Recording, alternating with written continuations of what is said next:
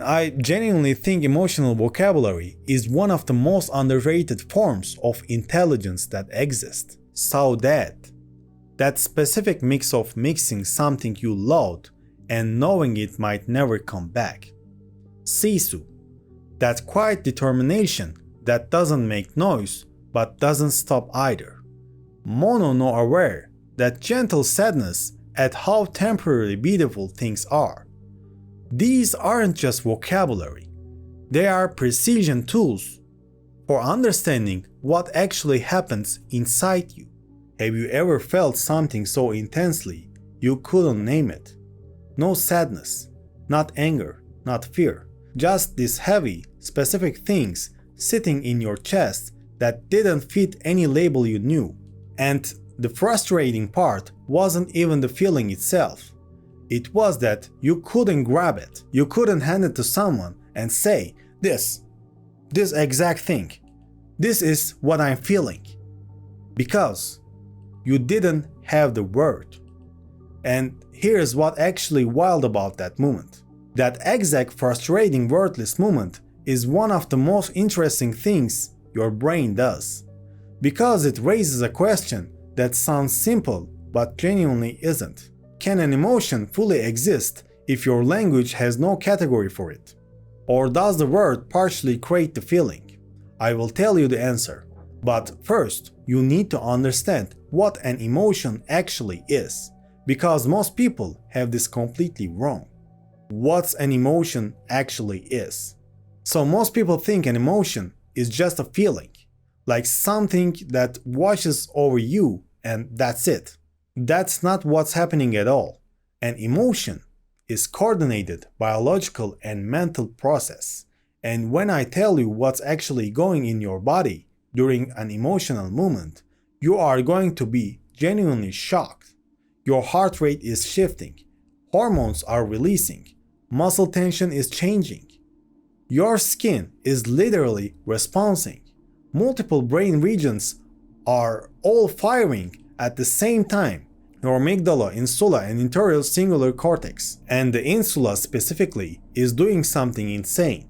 It's taking all your internal body signals, every heartbeat, every hormonal change, every shift in tension, and turning them into something you can actually be aware of. This process has a name: interoception. Your brain sensing the inside of your own body. But here's the thing that most people miss. And all of that physical chaos is not yet a named emotion. The brain is continuously reading those signals and asking, what does this mean? Is this social rejection? That reading process is called appraisal, and the emotion you actually experience comes from the combination of what your body is doing and how your brain is interpreting it. Now, some researchers describe a more basic layer underneath of all.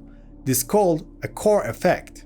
Core effect is a raw state defined by just a two things: valence, pleasant or unpleasant, and arousal, calm or activated. That layer exists before any specific emotional category. Anger and guilt are higher level things built on top of that raw state. Do you understand what that means? The raw material of emotions exists before you name it, before you have a word for it. But whether that raw material turns into a distinct, recognizable, manageable emotion, that might depend entirely on whether you have the tools to frame it, and the most powerful tools humans have for framing things is language. Does language actually shape what you feel? Okay, so here's where it gets genuinely fascinating, and I need you to stay with me. Okay? Language doesn't create the physical response.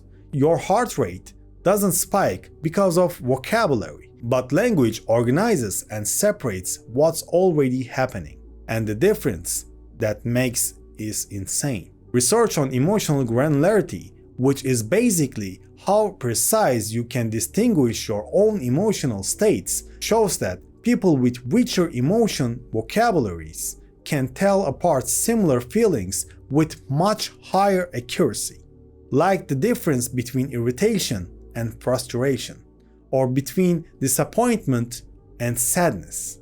Those feel similar from the outside, but they are actually different states with different causes and different solutions. And people with more emotional vocabulary are dramatically better at telling them apart. So now here's the neuroscience part that genuinely messes me up. When people label that they are feeling, activity in the amygdala actually decrease, like measurably, visibly decrease it on a brain scan. Okay, this is called affect labeling. The act of putting a feeling into words physically reduces the intensity of that feeling. The mechanism is top-down regulation. The prefrontal cortex especially saying, okay, I know what is this, I can handle it now. So, if you lack a specific label for what you are feeling, the emotional state stays less defined. Less defined states are harder to manage. They feel like this shapeless, overwhelming thing you can't get a grip on. Language doesn't create the initial response, but it determines how that response gets handled, which means your vocabulary is literally deciding how well you can manage your own emotional life. When I say most people have no idea this is happening, what happens before words enter the system? So here's something that should settle a question you might already have. If language is so important, what about babies? What about moments before you have access to any words at all? Emotional processing begins the way before conscious language access. The amygdala can respond to something threatening with milliseconds, before you have formed a single word, before you have even consciously registered what you are looking at. Your brain has already started reacting. Babies show distress, pleasure, and fear long before they learn any language, which proves definitely that the core emotional system is pre-linguistic. The raw feeling is not a product of language. It came before a language by millions of years of evolution. But without any kind of categorization, emotional states stay undefined. They are experienced as just this vague sense that something is happening. Something is wrong, something is good, but you can't get more specific than that. There is actually a condition called alexithymia, where people have real difficulty connecting their internal states to any kind of conceptual category. And the important thing about alexithymia is that it's not an absence of emotion. It's the absence of the map. The feelings are happening. The person just can't read them. Just perfectly shows the layered model. The raw feeling operates independently of language. Language refines and stabilizes that feeling. The feeling can exist without words, but the structure of that feeling fundamentally changes when a word becomes available. The cost of not having the word. Okay, this part is so cool, and it genuinely changed how I think about emotions. When an internal state has no word attached to it, the brain genuinely struggles. In brain science, naming a state is essentially data compression. The single word grief summarizes an enormous collection of physical signals, social context, behavior patterns, and it's a zip file. One word that contains everything. Without that zip file, the brain has to process every heartbeat, every hormonal shift, every muscle tension as a raw unclassified information. And that places a massive load on the anterior cingulate cortex, the part of that monitors internal conflicts and detects when something is wrong but unclear. The system knows something is happening. It just doesn't know what the specific problem is. So it stays in a general state of alarm because it can complete the diagnosis. And here's what's wild about that. Labeling, just naming what you feel, act as a signal to the brain that diagnosis is done, which allows the prefrontal cortex to switch from general alarm mode into specific coping mode. A wordless emotion is a biological signal that hasn't found its destination yet. And it will keep firing, keep activating, keep pulling your attention. until it does. Do you understand what that means practically? Every time you're overwhelmed by something you can't name, your brain is stuck in alarm mode. Not because of something is seriously wrong, but because it hasn't been given the world to complete the diagnosis. That's insane. Cultural grids and the shaping of affect.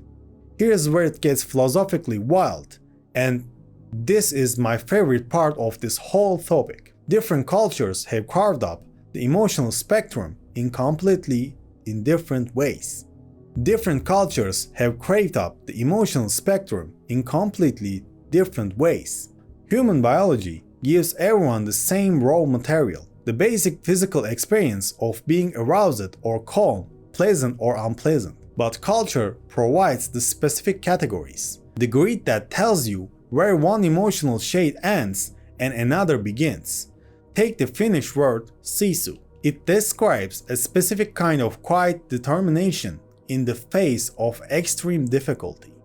Not just persistence, not just pushing thought, something that combines the physical strain of a heart movement with a specific cultural value around endurance and not giving up. An English speaker might feel the exact same physical state, but they don't have a dedicated mental slot for it, so they filed it under persistence or stubbornness, or just I'm getting through it. And here's the thing, that difference in categorization changes the actual weight of the feeling. It transforms a painful physical sensation into a recognizing painful state that has a name and a place in the culture. When a culture names an emotion, it gives you a script for how it expresses it, validate it, share it with the other people. Without the script, the feeling might get pushed down or misread as something more familiar and less specific, which means where you grow up and what language you speak is literally shaping which emotional states you have full access to, and which ones stay nameless and shapeless inside you. The feeling comes first, language comes second. But the language changes everything. Okay, let me just say this clearly, because I want it to actually land. The biological systems for physical sensation, pain, and pleasure are older than language by an enormous amount. The raw feeling always comes before the named category. Always. You feel first, then you name. But an unnamed emotion is unstable. It has no markers that allow the brain to predict how long it will last, figure out what causes it, or decide what to do about it. It has no markers that allow the brain to predict how long it will last, figure out what caused it, or decide what to do about it. Language provides the framework that stabilizes the biological signals. Without words, we are just observers of our own sensations. With words, we becoming something more like people who can actually navigate their inner life. As Not About Wittgenstein said, the limits of your language is not the limits of your feelings, but it is absolutely the limit of your emotional precision. And precision is everything when it comes to actually doing something with what's happening inside you. Why this matters more than people realize. Okay, I want to add something here that the science doesn't always say directly, but I think is genuinely important. Most people treat emotional vocabulary like soft skills, like something nice to have, but not really that serious.